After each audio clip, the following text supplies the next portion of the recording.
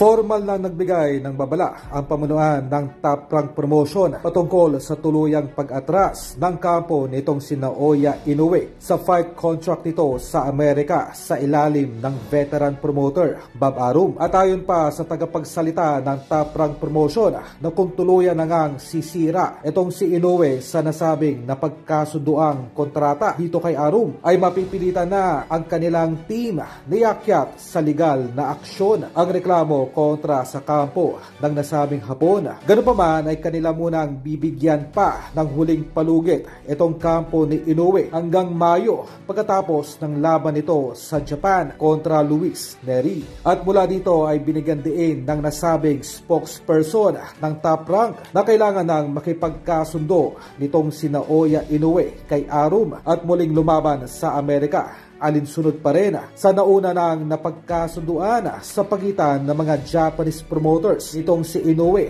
at ni Lolo Arum ng Top Rank, nang maiwasan na rin ang anumang legal na kompromiso na maring humantong pa sa pagmumulta nitong si Inoue ng mahigit 3 milyong dolyar sa pagsira ng kontrata nito sa ilalim ng Top Rank Promotion. Ganun pa man, ang posibleng pag-atras nitong si Inoue sa kontrata nito sa Amerika ay maring maging pabor pa para sa ating kababayang si Cuadro Alas dahil mapipilitan itong si Arum na gumawa ng agarang title eliminator sa Las Vegas sa 122 division o sa Super Bantamweight na maring paglabanan agad nila Cuadro Alas at nitong si Murodjun Akhmadaliev. At ang mananalo dito ay magiging mandatory challenger ng Hapon na si Inoue. Sa madaling salita ay tiba-tiba at panalo itong si Alas sa oras na may panalo nito ang laban sa Amerika na inaasahang agarang ikakasa nitong si Lolo Arum sa lalong madaling panahon.